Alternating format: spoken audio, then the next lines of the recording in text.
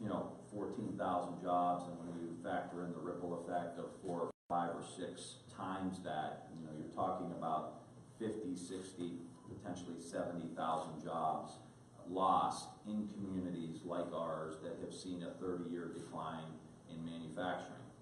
And so this has been a gut punch of epic proportions, because when we lost steel and we lost kind of some small, mid-sized manufacturers, we always had the GM plant.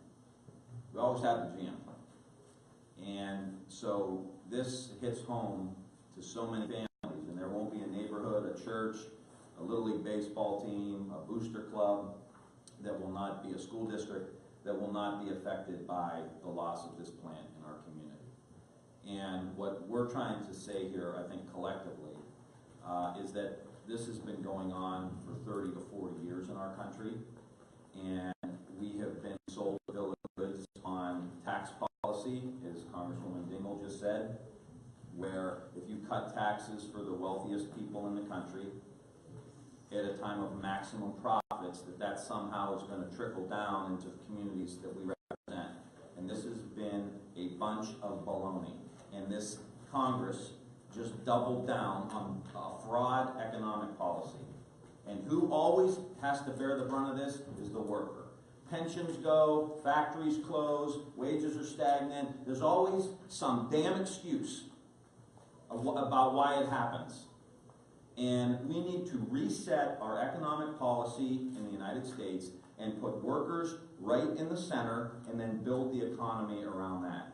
If you see what's happening just with this particular instance of General Motors, auto rescue, how many bullets did we take politically to do that? There were our editorials that would go bankrupt. And we stuck our neck out because we didn't want to lose manufacturing in the United States. So we did what we thought was right. Years later, this same company gets a tax cut, tune of $150 million in the last year. And the result of that is 14,000 jobs getting cut, and the stock goes up 6%. Now, and then we wonder why the American people are so upset about what's happened to our country.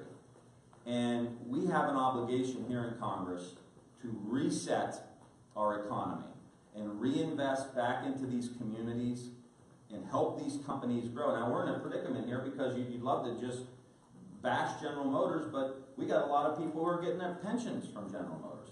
So we need the company to do well, because I don't want to screw all the retirees in our community. We've had enough of that. And so there's a level of frustration that we've been ignored, that people don't take our plight seriously, that somehow we don't matter.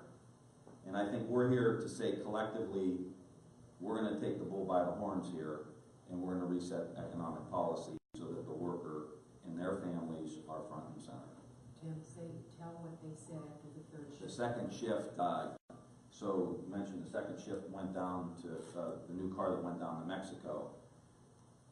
The last day of the second shift, we lost the third shift on Inauguration Day. Then we lost the second shift at Lordstown. And on the last day, while the workers are walking out on their last day, GM announced a new car in Mexico. There's a level of insensitivity to what these families are going through. And that's salt in the wound. And then again, here we are between Thanksgiving and Christmas,